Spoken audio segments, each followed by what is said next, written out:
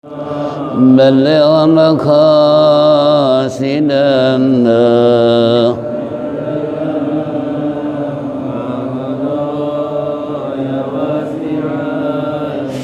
لله من منقذ الإنسان من سقر خير البليات من عرب ومن أجم يا رب بالمصطفى بلغ مقاصدنا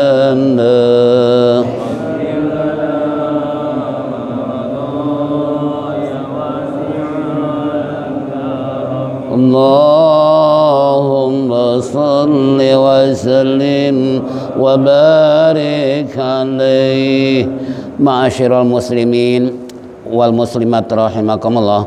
Bapak-bapak, ibu-ibu hadirin jamaah majlis yang saya hormati, kembali ungkapan puji syukur kita terlebih dahulu kehadrat Allah atas segala rahmat dan nikmat yang diberikan kepada kita sehingga sampai saat ini kita masih bisa bersilaturahmi, bertatap muka, duduk bersimpuh bersama-sama di tempat yang mulia dalam rangka menindaklanjuti tahlim rutin ba'da subuh di hari Sabtu.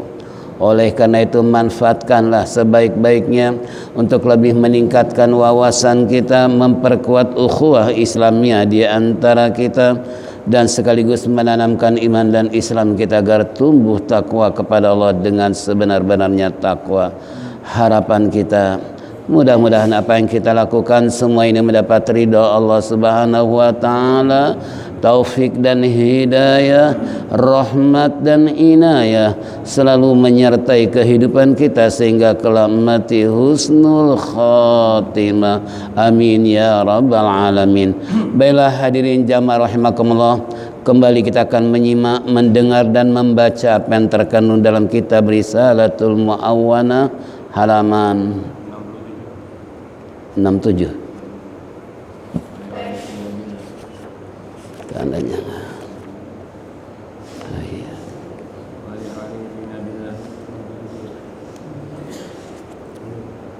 wal kitabu wal arifin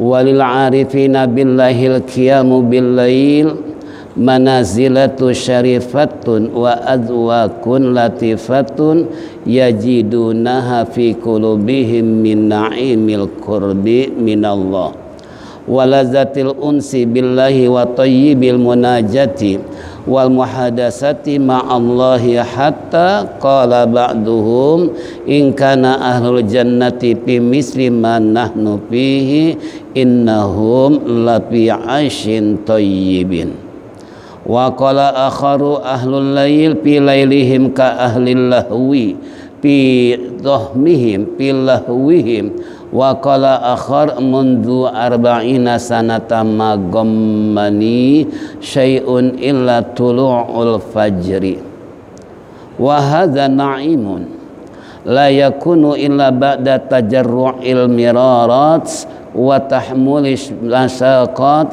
fil qiyami kama qala atbatul gulam kabadatul laila 20 sana wa tana'amtu fihi 20 sana.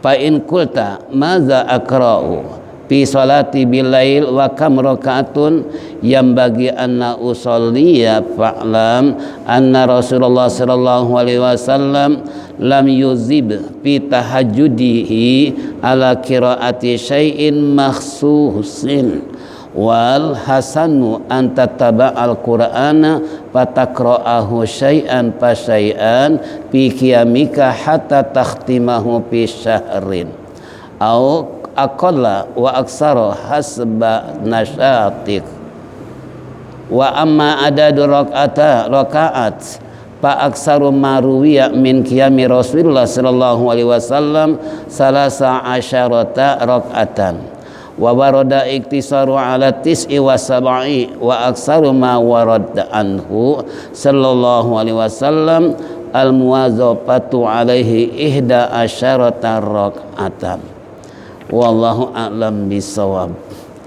Ini walil arifin billahil qiyamu billail, dan bagi orang-orang yang arif, orang-orang yang bijak, orang yang makrifat mencapai ketinggian di sisi Allah adalah billahi wal qiyamu billail, mereka yang bangun untuk ibadah di malam hari. Manazilan ada beberapa, yaitu tempat atau kedudukan siripatun yang mulia, wa adwakun, dan beberapa yaitu perasaan latifatun yang lembut, yang halus, yajidunaha, yang akan diperoleh orang salat malam tersebut, fi qulubihim, hati mereka, min naimil qurbi, dari kenikmatan yang dekat, minallahi, dari Allah Subhanahu wa taala, walazatil unsi, dan lezatnya yaitu ketenangan dengan Allah Subhanahu wa taala, wa thayyibil munajati, dan yaitu nyamannya, indahnya munajat kepada Allah di waktu salat malam, wal muhadatsati, dan bercakap-cakap, berdialog bersama Allah, hatta qala, sehingga berkata ba'duhum, sebagian ulama arif tersebut, in kana ahlul jannati, jika ada penghuni-penghuni surga, pimisli, sama dengan, yaitu kenikmatan, manahnu fihi, kami rasakan di dalam hal tersebut. Innahum, sesungguhnya mereka adalah lafi aisyin thayyib, sungguh benar-benar berada dalam kehidupan yang nyaman, lagi thayyib dan indah alias enak. Ini sebelum lanjut arif billah, orang-orang yang benar-benar sudah merasakan nikmatnya salat di waktu malam. Nah, tadi dikatakan bukan saja merasakan indah nikmatnya salat di malam hari, namun dia akan Allah memberikan posisi kedudukan yang mulia di sisi Allah. Kenapa? Karena itu merupakan perintah dari Allah, fatahajjad bihi nafilatan lak, maka tahajudlah kamu di sebagian malam sebagai sunnah tambahan, niscaya Allah akan angkat derajat kamu di sisi Allah yang mulia. Nah, ini kembali, jadi fungsi tujuan daripada ibadah malam adalah manazilat syarifatun, mempunyai kedudukan yang sangat mulia seiring dengan ayat tersebut. Bahkan wa azwaq, zauk, dia akan merasakan lintasan di dalam hatinya yang lembut, tidak akan terjadi kekerasan dan kekasaran bagi orang yang selalu sholat di waktu malam, yang ada jiwanya lembut, halus, penuh dengan perasaan kasih dan sayang, mempunyai hati nurani. Ini kalau orang yang selalu melakukan sholat di waktu malam. Jadi ciri-cirinya kalau orang gede ambek, sering marah, sering emosi, ini orang nggak pernah sholat malam. Kenapa? Nggak ada zauk. Ya, zauk itu nggak ada perasaan dalam hatinya, kasih sayang terhadap sesama manusia maupun makhluk yang lain. Nah, ini kembali, itu bisa membentuk hal seperti itu. Contohlah ulama-ulama kita bagaimana? Ulama-ulama terdahulu salafus soleh kayak apa? Sekalipun mereka dipukuli, sekalipun mereka masuk penjara, itu mereka tidak pernah marah, tidak pernah dendam. Yang ada malah selalu berdoa kepada Allah. Ini ciri-ciri orang yang sholat senantiasa di waktu malam.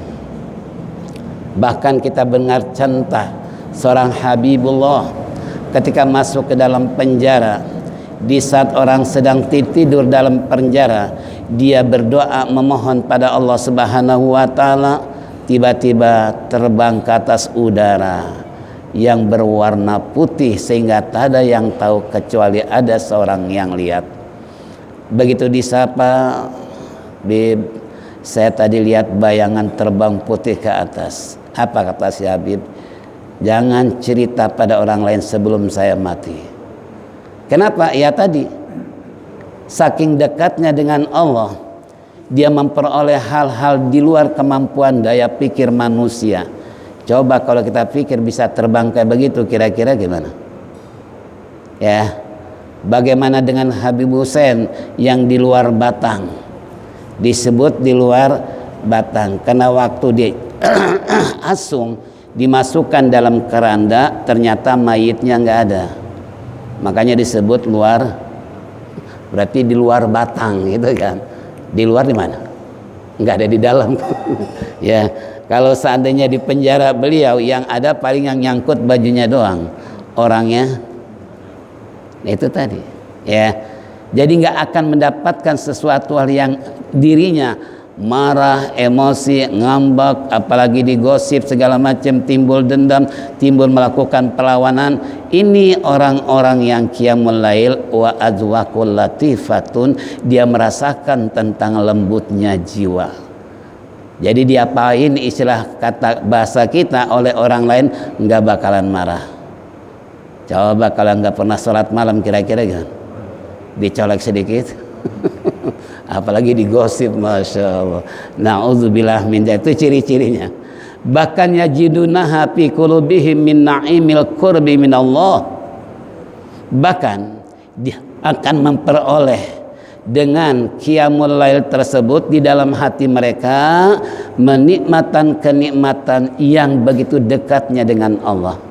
Sehingga pantas kalau doanya dikabul, pantas kalau keinginannya tercapai, terutama untuk mendapat ridho Allah Subhanahu wa taala. Jangan iri dengan mereka. Kenapa? Karena begitu dekatnya mereka dengan Allah. Mereka kekasih Allah sehingga sekali ucap langsung. Kalau kita berucap-ucap, nah ini kembali. Itu apa? Mina'imil qurbi minallah. Kenikmatan yang begitu dekatnya jarak dengan Allah Subhanahu wa taala, bahkan walazatil unsi billah, dan termasuk kelezatan, ketenangan yaitu billah dengan Allah Subhanahu wa taala. Enggak pernah berpikir besok sarapan apa, lalu makan dengan apa, lalu pergi kemana. Ini kalau orang yang dekat dengan Allah kembali tergantung kepada Allah. Semua jiwa raga yang menggerakkan adalah hakikatnya bukan manusia tapi siapa? Allah. Kalau bahasa Sunda bilang orang macak kumaha Gusti Allah bae. Gitu kan? Ini contoh. Apa sampai di situ kata musannif wa tayyibil munajati wal muhadatsati ma Allah. Dan dia merasa nyaman, merasa enak ketika bermunajat kepada Allah dan berdialog dengan Allah, hatta qala ba'duhum, sehingga ada yang berkata sebagian mereka, in kana ahlul jannah bi misli ma nahnu fihi innahum la fi 'aisyin thayyib.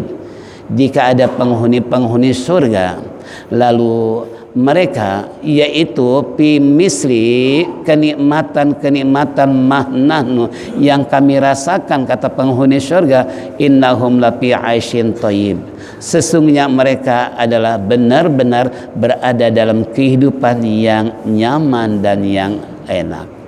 Nih, jadi jika penghuni surga memberikan informasi kepada penghuni-penghuni dunia, walaupun mungkin surga dengan dunia enggak bisa pakai HP, tapi secara batiniah dia akan menceritakan bagaimana kehidupan di surga, nikmatnya mereka, begitu nyamannya di dalam surga. Makanya kata Rabi'atul Adawiyah, jangan kau tertawa sebelum kamu masuk ke dalam surga. Kalau kita kagak, belum masuk surga ada banyak ketawa. Ketawanya kayak apa? Tapi Rabi'atul Adawiyah, jangan kau tertawa merasa bangga dan bahagia dengan kehidupanmu yang penuh dengan kekayaan. Jangan. Kalau ada nongkrong di surga baru ketawa. Tapi kalau di dunia penuh dengan gelak dan ketawa, kan belum ada jaminan masuk surga. Ya, siapa tahu orang yang penuh dengan kesenangan, merasakan kenikmatan dunia yang mereka rasakan, belum tentu bisa masuk surga, malah neraka bagian. Sebab yang paling banyak dihisab nanti di akhirat kan orang kaya. Kalau orang miskin apa yang mau dihitung? Begitu ditanya marrobuka, manabiuka, ma imamuka, dan sebagainya, Nah kalau orang miskin, apa yang dipertanyakan oleh Allah? Lawang rumah aja ngontrak, rumah aja nyewa, gitu kan? Ibadah pun seadanya kan gitu. Nah jangan dikira, jangan berbangga dengan alhaakumut takasur hatta zurtumul maqabir. Mereka berlomba-lomba dengan kekayaan sampai masuk ke dalam kubur. Setelah dikubur baru sadar, baru ngeh bahwa kenikmatan dunia di sisi Allah tidak ada artinya. Maka dari itu kata penghuni surga, jika penghuni surga merasakan tentang masalah kenikmatan surga, itu apa yang mereka katakan? Innahum lafi 'aisyin thayyib. Sungguh istilahnya hanya mereka benar-benar di dalam kehidupan yang nyaman, yang enak. Makanya kembali kepada kita, kalau pesan Rasulullah, perbanyak olehmu menangis di alam dunia supaya tertawa nanti di akhirat. Jangan tertawa di dunia tapi menangis di akhirat. Nih, na'udzubillah min dzalik. Lalu apa kata musannif dalam berikutnya? Wa qala akhar, dan berkata yang lain daripada ahli arub bila, ahlul lail pilailihim ka ahlil lahwi pilahwihim. Ahlul lail, orang-orang yang selalu menghidupkan di waktu malam, itu dengan waktu malam mereka ke ahli lahwi, seakan-akan semata-mata dengan istilahnya ahlu permainan, yang permainan tersebut mereka rasakan persis sebagaikan orang kalau udah main lupa waktu nggak? Contoh nih, kaulah muda, bapak-bapak, ibu-ibu, anak kecil, anak TK, kalau dia megang HP kira-kira ingat waktu nggak? Apalagi main PS nya, ya apalagi macam-macam, lupa waktu. Begitu juga kalau orang-orang yang ahlul lail, orang-orang yang senantiasa bangun di tengah malam percis bagaikan orang megang HP, seakan-akan nggak terasa waktu. Begitu asiknya mereka zikir, meminta kepada Allah. Di saat itu Allah senantiasa untuk melakukan berbagai macam dengar-dengar suara hambanya ketika di waktu malam. Makanya sabda Rasulullah di sana, salah satu aswatin yuhibbullahu ta'ala sautu dik wa sautu yakra'ul Qur'an wa sautu al-mustaghfirina bil ashar. Ada 3 suara yang dicintai oleh Allah. Di suara kita kira-kira dicintai Allah nggak? Suara siapa sih yang dicintai oleh Allah? Ternyata yang pertama adalah sautu daik, suara ayam berkokok. Tuh makanya kalau punya ayam jangan buru-buru dipotong, dipelihara. Karena kita dengar suara kokoknya ayam itu dapat pahala. Kenapa? Karena sabda Rasulullah, Allah tasubudik fa innahu yuqadzuli shalah. Ingat, jangan kamu mencaci maki ayam yang berkokok, jangan. Untuk apa mereka? Yu'adzuli shalah, untuk membangunkan sholat. Cuman kita karena nggak ngerti bahasa ayam, dianggapnya ayam brengsek, mengganggu, apalagi pengantin. Besok langsung dipotong tuh ayam, merasa terganggu. Padahal sabda Rasulullah, suara ayam adalah suara yang dicintai oleh Allah. Kenapa? Karena mereka berkokok tiada lain kecuali ingin membangunkan manusia. Bahkan saya teringat dengan Luqmanul Hakim ketika berwasiat kepada anaknya, wahai anakku, jangan ayam lebih cerdas daripada otak kamu. Kenapa? Dia memanggil-manggil di saat kamu tertidur nyenyak, ayam sudah bangun kukuruyuk, ayam bangun berkokok. Itu adalah lebih cerdas daripada kamu yang tidur. Coba, padahal ayam nggak punya pikiran, tapi disebut lebih cerdas dari manusia. Kenapa? Karena dia bangun terlebih dahulu dari manusia. Kalau yang nggak sholat tahajud, kalau yang sholat tahajud sih nggak mau kalah set gitu kan. Ayam bangun 3:30, jam 4, jam 2 orang sudah bangun. Subhanallah. Nih, itu suara ayam. Makanya kalau kita bahas ayam nih, 1 hari nggak selesai. Ya, kenapa? Ya kita cut aja dah. Itu suara ayam. Jadi jangan diomelin tuh ayam berkokok ya, jangan. Itu ada tujuan membangunkan salat. Kalau bapak miara ayam senantiasa berkokok, orang boleh marah, orang boleh mencecak, Pak kalau bisa ayamnya potong aja deh, kenapa? Ganggu. Itu orang yang bukan ahlul ibadah. Orang yang gak senang dengan ibadah dengar suara ayam marah. Padahal sabda Rasulullah, la tasubud daik, jangan kamu caci maki ayam yang berkokok. Enggak, langsung minta dipotong. Astagfirullah, bebe potong aja deh, kenapa? Berisik ayam. Dasar istri yang bukan ahlul ibadah malah merasa terganggu dengan ayam apa? Masya. Nih kalau Luqman Al-Hakim berpesan anak tadi, jangan ayam lebih cerdas daripada kamu. Coba kalau sampai digituin Luqman Hakim kira-kira kayak apa? Ya, nih kembali pada kita. Itu satu suara ayam. As-sautu yaqra'unal Qur'an. Suara yang dicintai oleh Allah, suara yang digemari oleh Allah adalah orang-orang yang membaca Quran. Di mana Quran yang tidak mengenal waktu, suara yang membaca betapa indahnya terdengar oleh telinga kita.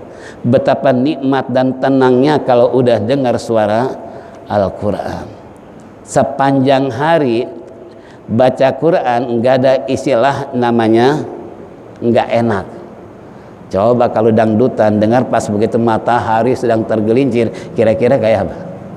Apalagi kayak anak muda sekarang nih, Korea Barat, ya Allah, ngerti juga kagak tuh bahasanya, tapi tampangnya udah kayak apa? Kayak orang Barat dah gitu kan. Ya Allah Rabbi. Nih na'udzubillah.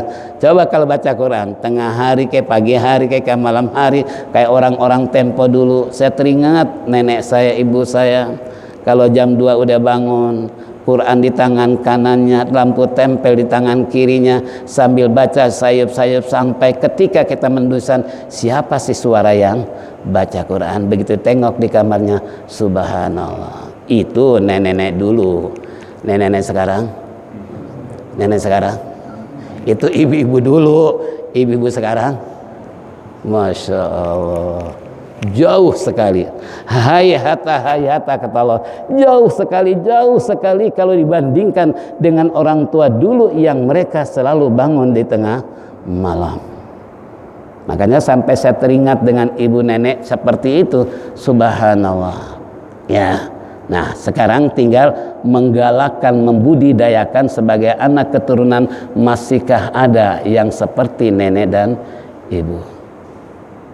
Nih, makanya tantangan sekarang lebih berat. Mungkin pahala pun lebih besar dibandingkan dengan orang dulu gitu kan. Karena orang dulu tantangannya belum berat.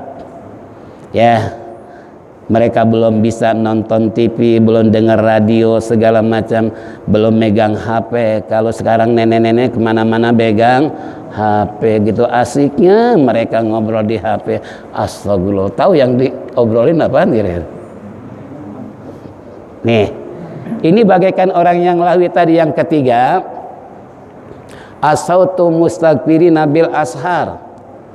Orang-orang yang di waktu sahur, di waktu malam orang tertidur, mereka mustaghfirina, orang yang minta ampun kepada Allah, memperbanyak istighfar kepada Allah. Ini suara yang dicintai oleh Allah.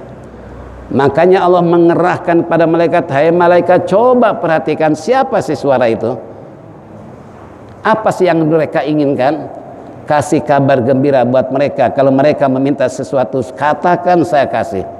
Kalau mereka memohon ampun kepada saya, ampuni dosa mereka. Siapa yang mereka yang bertobat, saya terima tobat mereka. Itu sampai begitu Allah melakukan check and recheck terhadap hambanya. Di saat yang lain tidur, tapi dia bangun karena memunajat kepada Allah. Nih, itu persis bagaikan kahlil lahwi pilahwihim, bagaikan orang yang bermain-main, lupa waktu. Sampai saya ingat cerita Guru Majid, yaitu yang dimana basement daerah Cengkareng sana, Rawa Buaya. Itu beliau pernah terjadi 2 hari 2 malam masuk ke dalam perpustakaan yang nggak terasa. Begitu anaknya mencari, keluarganya mencari, ternyata setelah 2 hari baru keluar dari perpustakaan. Saking apanya? saking nikmatnya, saking asiknya. Coba kalau kita lagi makan enak, kira-kira dipanggil mau nyaut kan? Asik aja makan. Itu kan, itu kalau orang udah merasakan nikmatnya sesuatu seperti ini, orang juga di waktu sholat malam dia merasakan nikmatnya percis bagaikan orang yang main. Ya, main apapun permainan, kalau dia rasakan nikmatnya lupa waktu. Lagi asik main catur, dengar suara azan, kagak denger. Saking apanya? Asiknya main catur. Itu kan? Nah ini kembali buat kita semua. Jadi kalau seandainya ahlul lail tadi, mereka bangun di waktu malam merasakan nikmat lezatnya malam, percis bagaikan orang yang sedang asik bermain. Nggak mau diganggu gugat. Nggak mau istilah mereka diperlakukan dengan hal yang tidak ada gunanya buat mereka. Nih, na'udzubillah, mari kita sama-sama biasakan untuk qiyamul lail. Apa sampai di situ kata musannif? Tidak. Wa qala akhar, berkata yang lain arid billah tersebut, munzu arba'ina sanatan ma ghammani syai'un illa tulu'il fajr. Munzu, semenjak arba'ina sana, 40 tahun, magommani, tidak istilahnya membingungkan kepada saya syai'un, sesuatu, ila tulu'ul fajri, kecuali terbitnya fajar di waktu pagi. Nih, jadi selama 40 tahun arid bilah tersebut istilahnya dia tidak merasa bingung. Saking asiknya, saking indahnya merasakan zikir di waktu malam. Sampai-sampai kalau terbit matahari baru dia bingung. Ya Allah, dikira masih malam, gak taunya matahari udah terbit. Saking apanya tuh? Itu orang-orang yang arid bilah itu seperti itu. Kalau kita kan kagak. Subuh kesiangan aja masih alhamdulillah. Alhamdulillah, gak sholat subuh. Astagfirullah. Masih girang nggak sholat subuh. Masya Allah. Nah orang arid bilah jangankan sholat subuh, nggak sholat malam aja menyesalnya luar biasa. Kalau istilah Umar bin Khattab, dipukuli dia punya tubuhnya, dasar kamu malas, nggak tahu diri, dijadikan oleh Allah bukan untuk makan, bukan untuk tidur, bukan, tapi untuk ibadah kepada Allah. Wa ma khalaqtul jinna wal insa illa liya'budun, tidak kujadikan jin dan manusia melainkan ibadah kepada aku. Itu kata Allah. Makanya Umar bin Khattab kalau malas untuk ibadah dicerca, dipukuli dia punya tubuhnya. Kenapa? Karena dianggap telah tidak berbakti kepada Allah. Sedangkan tujuan manusia dan jin dijadikan Allah untuk apa? Ibadah. Subhanallah. Nih sampai begitunya kalau orang yang rajin ibadah, bingung ketika terbit matahari. Ya Allah, anak kira masih malam, zikir belum selesai. Gitu kan, tiba-tiba matahari udah apa? Udah terbit, Masya Allah. Baru dia bingung. Kalau kita kan kagak, bingung mikirin sarapan. Pulang sampai rumah nggak ada apa-apa. Gimana sih orang habis dengerin ngaji, dikira udah siap kopi ketan sama tempe sama sambal. Gak taunya ya. Nah ini kembali kepada kita semua. Lalu wa hadzal na'imu la yakunu illa ba'da tajarru'i al-mirarat wa tahammuli masyaqqat fil qiyami.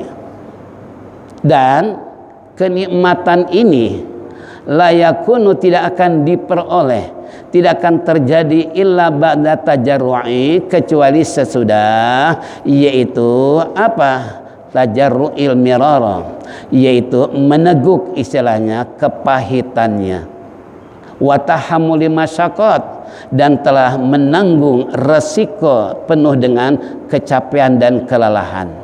Ini masyaqqat fil qiyami, di waktu salat malam. Nah, jadi di sini kata musannif, kenikmatan yang dirasakan oleh orang-orang yang ahlul lail itu tidak akan terjadi istilahnya kecuali sesudah istilahnya meneguk kepahitan dan memikul kemasakatan, kesulitan, kepayahan, kelelahan di waktu malam. Ibarat contoh, biasa kita pagi-pagi minum jamu, padahal jamu pahitnya kayak apa? Orang yang nggak biasa minum jamu kira-kira kayak apa? Orang biasa nggak minum istilahnya kopi pahit kayak apa? Orang yang nggak biasa minum madu yang pahit, kan ada madu yang pahit tuh di warung Saban jualan, tinggal nanya aja tuh madu pahit gitu. Nggak semua madu manis gitu kan, ternyata ada madu yang pahit. Nih, itu kayak apa? Kalau seandainya orang yang selalu mereka ahlul lail, yang senantiasa salat malam, kenikmatannya tidak terjadi sekalipun istilahnya setelah dia meneguk istilahnya rasa pahitnya, mengalami menanggung beban penderitaan, rasa capek, siangnya ngantuk segala macam, ini terkadang nggak pernah dirasakan oleh orang yang nggak pernah salat malam. Yang ada terkadang istrinya nyuruh, "Bang, salat malam bang yuk, nanti besokan kerja, nanti ngantuk di pekerjaan." Itu kan, nanti nggak bisa semaksimal mungkin melakukan pekerjaan di kantor, salah-salah nanti dipecat. Ada aja alasannya. Ada di sini yang begitu? Ada nggak? Oh nggak ada, ini di sana sih. Ini orang sana, Masya Allah, udah dibangunin, udah diajak sama istrinya, menghela. Kenapa? Saking malesnya sholat malam, alasannya takut kerja besok ngantuk. Padahal kalau orang-orang yang ahlul lail tadi itu masyakotnya, rasa letih, capeknya di siang hari kayak apa, ngantukannya, beban badan begitu terasa istilahnya. Pengennya tepar, pengennya tidur, pengennya berbaring. Tapi berapa banyak ulama-ulama arif bilah mereka tidur hanya sekejap mata di waktu malam, siang pun qailulah, nggak pernah merasakan penderitaan. Malah ada, saya belum sempat itu, guru saya sempat, ada seorang ulama besar daerah Bogor, makan sehari cuman sekepal, cuman minum air 1 gelas, tapi begitu diperiksa oleh 10 dokter nggak ada satupun penyakit, padahal tidurnya kurang. Kalau kita tidurnya banyak, makannya banyak, pantas penyakit melulu. Pantas sering sakit melulu, Masya Allah. Sampai saya penasaran, ya kenapa? Ya karena guru kalau cerita saya terkadang kesana saya cari alamatnya, ketemu. Kita merasakan bagaimana istilahnya obrolan dengan orang-orang yang arif billah tadi. Ya, nah ini kembali kepada kita semua. Jadi jamaah, kalau kita merasakan nikmat dan lezatnya sholat malam, nggak ada istilah yang namanya capek, yang namanya ngantuk, karena persis bagaikan orang yang doyan jamu, walaupun pahit tetap karena merasakan enaknya demi kesehatan tubuhnya gitu kan. Begitu juga orang yang sholat malam, merasakan istilahnya lezatnya, nikmatnya salat malam, walaupun dirasakan pahit oleh orang yang gak biasa salat malam, tapi bagi mereka itu kenikmatan yang luar biasa. Ya persis tadi bapak-bapak disuguhi kopi, ternyata nggak pakai gula, pahit, langsung diapain? Dimuntahin lagi tuh kopi, dikira kopi manis, gak taunya pahit.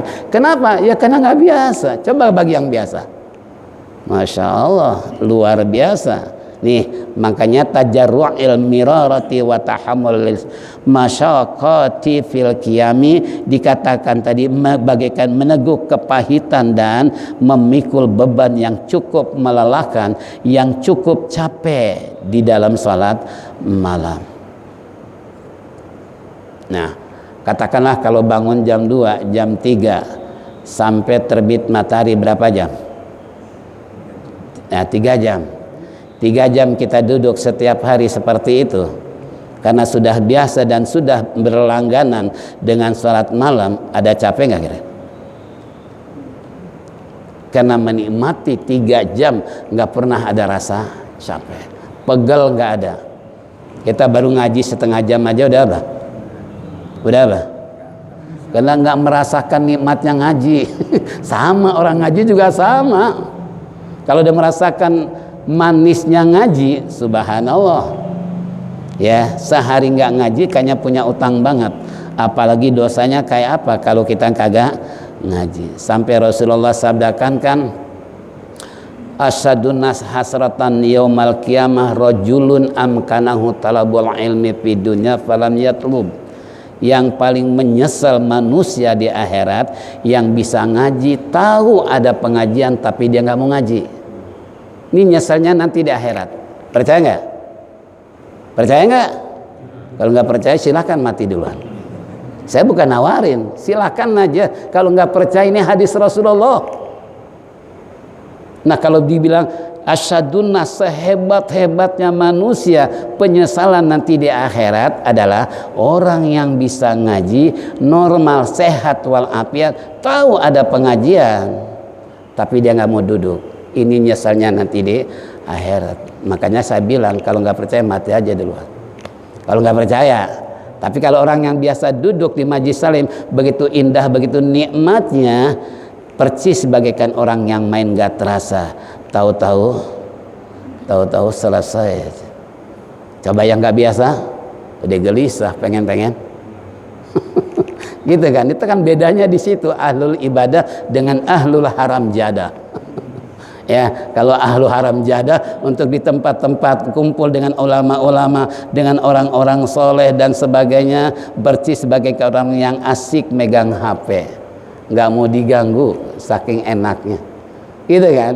Begitu juga orang yang duduk di majelis salim, kalau merasakan nikmatnya, manisnya duduk, saya yakin beberapa jam pun nggak terasa, tahu-tahu baca doa aja. Itu kan. Tapi kalau yang nggak biasa, ya tadi. Makanya nyesalnya nanti di akhirat. Kalau nggak percaya, mati duluan. Kemudian kama qala atbatu. Berapa menit? Isyraq 28. 8 menit lagi. Kama qala atbatul gulam. Kabattu al-laila ishrina sanatan wa tana'amtu fihi ishrina sana. Sebagaimana berkata Atbatul Gulam, Syekh Atbah Al-Gulam, kabattu. Ini kalau dalam tajwid kan bacanya kabatu, tulisannya kan kabadatu, itu kan. Apa hukumnya? Idgham mutajannisen, dal ketemu dengan ta, dalnya nggak dibaca.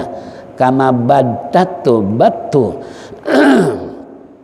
kama batu al-laila ishrina sana, di mana kata Utbah, ada mengatakan Utbah, ada mengatakan Atbah. Nah ini Syekh Atbah Al-Gulam, kabatu, saya merasakan istilahnya berat, al-lailu yaitu melakukan bangun di waktu malam, ishrina sanatan selama 20 tahun. Namun watana'amtu fihi ishrina sana, dan saya merasakan nikmatnya pada qiyamul lail selama 20 tahun. Artinya di saat mau melakukan begitu beratnya sholat malam, iya kan? Kadangkala mata udah mendelik tapi merem lagi. Kadangkala badan mau bangun, rebah lagi, sebentar lagi ditanggung deh. Sekian menit lagi, tahu-tahu bukan sholat malam aja yang tertinggal, subuh sendiri kesiangan. Kenapa? Karena tadi ya, ini kata siapa? Atbul Gulam tadi, 20 tahun saya merasakan kayak begitu. Ini seorang abid ya, ahlul ibadah. Gimana model kita yang bukan ahlul ibadah? Mungkin bukan 20 tahun lagi, seumur-umur kali. Itu kan, seumur-umur mungkin gitu kan, bisa terjadi dengan diri kita. Kenapa? Kalau Utbah mengatakan merasakan 20 tahun istilahnya apa? Yaitu kabatu tadi, merasakan berat untuk salat malam. Makanya kan ada istilah baginda Rasulullah bahwa ketika kita tidur berbaring, setan dibagi 3 kelompok. Pertama bagian kepala, kedua bagian punggung, ketiga bagian kaki. Coba rasakan sendiri. Pala dimendosin, mau diangkat blak lagi. Kenapa? Itu kerjaan setan itu. Nah, pala udah bangun, badan udah bangun, tapi mau ke kamar mandi berat, malas, kata setan. Dah tidur lagi, tenang aja sih, ntar juga bangun subuh. Tahu-tahu coba padahal nih kaki udah uncang-uncang. Makanya saya ingat dalam ilmu kesehatan, kalau bangun tidur jangan buru-buru jalan gitu kan. Minimal gerakan kita punya kaki, punya tubuh, supaya jangan sempoyongan kan gitu. Sebab kalau sempoyongan besok nanti kapok. Kata istri tuh gara-gara bangun malam akhirnya jatuh kan kamar mandi. Kamar mandi disalahin. Ya Allah. Ini Utbah Gulam 20 tahun, tapi setelah dia melakukan secara rutinitas, ternyata betapa indah dan nikmatnya 20 tahun kemudian. Nah, makanya kita jangan coba-coba ya. Ini coba-coba deh mau sholat malam, jangan coba-coba. Ini bukan buat anak sana. Buat anak lah coba-coba. Kan gitu. Lakukan, laksanakan. Nanti setelah merasakan nikmatnya, indahnya, lezatnya salat malam, maka berikutnya adalah tidak ada lagi istilah malas, tidak ada istilah ngantuk, tidak ada istilah capek, lelah, yang ada semangat untuk apa? Bangun di waktu malam. Tuh, ini pelajaran buat kita semua. Melakukan riadoh, latihan ya untuk rutinitas, karena ingat bahwasanya istiqomah di dalam ibadah itu merupakan kunci untuk kesuksesan, kebahagiaan lahir batin maupun dunia dan akhirat. Nah, kalau bahasa kita istiqomah itu rutin, biasain, budidayakan apapun yang terjadi. Seperti Umar bin Khattab, caci maki itu badan, omelin tuh, pukulin tuh badan, supaya apalagi orang-orang sufi, kalau malam ini nggak sholat malam, nanti besok didenda 2 kali lipat. Biasa sholat dia berapa rakaat? Berapa rakaat biasanya? Hah? Saya tanya bapak-bapak berapa rakaat biasanya? 11. Malam ini nggak bangun, besok harus didenda 22 rakaat. Coba. Besoknya nggak lagi, kali 11 lagi berapa? 33. Boro-boro sampai begitu, yang ada malah girang. Astagfirullah. Ya Allah, ini sampai segitunya ulama-ulama salafus saleh melakukan rutinitas, istilahnya bangun di tengah malam, menyesali manakala dia nggak bangun. Kenapa? Minimal harus didenda supaya badan kapok, nanti malam jangan nggak bangun lagi. Itu kan merupakan denda. Makanya dalam ilmu pendidikan kan yang paling efektif mendidik baik anak, keturunan segala macam adalah denda. Denda ini merupakan supaya jera dengan hukuman tadi. Karena nggak ada hukuman, orang merasa tenang-tenang aja. Tapi kalau dihukum, wah malam ini harus bangun nih 11 rakaat. Sebab besok kalau nggak bangun nih, besok harus 22 nih. Itu kan timbul jera. Timbul istilahnya perasaan dirinya nyesel dan sebagainya. Itu kalau ahlul ibadah. Tapi kalau ahlul haram jadah, tenang-tenang aja, masih bisa ngopi di pagi hari dengan nikmat, tapi lupa semalam kagak. Ada nggak model gini nih? Bagian ngopi pagi hari, sarapan tenang, senang, riang gembira, tertawa dengan istri berdua sambil ngopi. Padahal malamnya nggak sholat, masih tenang-tenang aja. Masya Allah. Nah ini hadirin jamaah rahimakumullah, sampai di sini para teman kita. Nanti fa in qulta madza aqra'u fi salati bil lail wa kam rakaatun, apa sih yang dibaca di saat sholat malam dan berapa jumlah rakaatnya? Nanti jawabannya yang akan datang. Karena waktu isyraq tinggal beberapa detik, saya mengajak pada jamaah jangan pulang dulu, jangan ngopi dulu sebelum sholat isyraq, karena hikmah sholat isyraq sama dengan orang pergi haji dan umroh sempurna. Ya, usolli salatal isyraq rakaataini lillahi ta'ala, habis Fatihah baca kuliah, habis Fatihah baca kulhu, langsung berdoa atau lantas jalan. Baru kita ngopi bersama. Insya Allah ilmu dapat, pahala banyak, hidup tenang, perut kenyang. Mudah-mudahan saja ini aja hadirin jamaah rahimakumullah. Kita mohon pada Allah mudah-mudahan panjangkan umur, sehat walafiat. Apa yang baca dengar bersama jadikan ilmu yang bermanfaat sehingga amal ibadah kita dapat ridho Allah Subhanahu wa taala. Mari kita tutup dengan zikir tauhid. Falyatafaddal masykura.